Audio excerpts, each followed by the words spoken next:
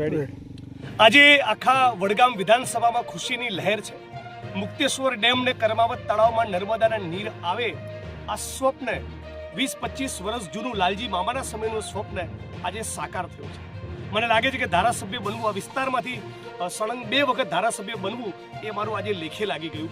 20-25 વર્ષથી ભારતીય જનતા પાર્ટીની સરકાર થોડા દુઃખ સાથે કહેવું પડે દરેક ચૂંટણીમાં વિસ્તારના લોકોને વચન આપતી અને કોણીએ ગોળ લગાડીને જતા રહેતા। આ વિસ્તારના ખેડૂતોએ નર્મદાના નીર માટે અનેક વલખા માર્યા છે, પણ આજે બહુ આનંદનો વિષય છે કે આખરે પાણી આવ્યું।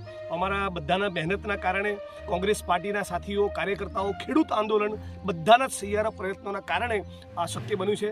હું તમારી સાથે શેર કરવા માગું છું કે વિધાનસભાના મંચ ઉપર જો હું ભૂલ નથી કરતો કદાચ પહેલી વખત કર્માવતના મુક્તેશ્વરની રજૂઆત મારા દ્વારા થઈ હતી અને એકથી વધારે વખત મુક્તેશ્વરને કર્માવતની રજૂઆત કરી હતી।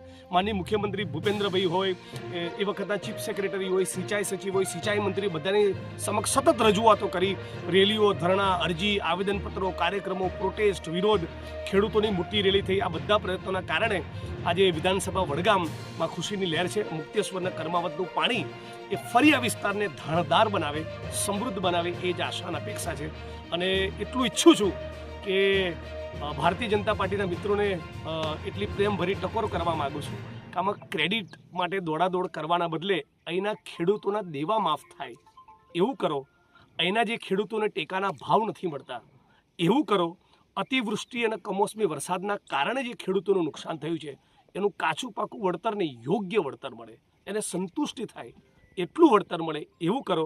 જીઆઈડીસીની જાહેરાત વિધાનસભાના મંચ ઉપર થઈ છતાં નથી બનાવી। જીઆઈડીસીની સ્થાપના થાય તો 1000-1500-2000 યુવાનો આપણા કામ ધંધા નોકરી ભેગા થાય। એ સ્વપ્ન પણ આપણે બધા સાથે મળીને સાકાર કરવું છે। વડગામના સર્વ સમાજના લોકોને આજે જ્યારે વાત કરી જ રહ્યો છું ત્યારે અપીલ પણ કરું છું કે મહેરબાની કરીને ગાંજો, ચરસ, ડ્રગ્સ આ દૂષણોમાંથી બચો। રાજ્યની સરકાર અને પોલીસ પ્રશાસનને તો બહુ દુઃખ સાથે કહેવું પડે છે, ખાસ રસ નથી, પણ આપણે જ આપણામાં જાગૃતિ લાવીએ અને ગામે ગામથી આ દૂષણો દૂર થાય એનો પણ પ્રયત્ન કરીએ અને સાચા અર્થમાં વિસ્તાર ધારદાર બને, સમૃદ્ધ બને અને આપણી કોમી એકતા જળવાયેલી રહે એ જ આજના પ્રસંગે શુભેચ્છાઓ। મુક્તેશ્વર અને કર્માવતનો આનંદ મારા ચહેરા ઉપર પણ છે અને બધાના ચહેરા ઉપર છે, તો અમે બધા તાળીઓ સાથે વધાવી લઈએ છીએ। જય જવાન, જય કિસાન।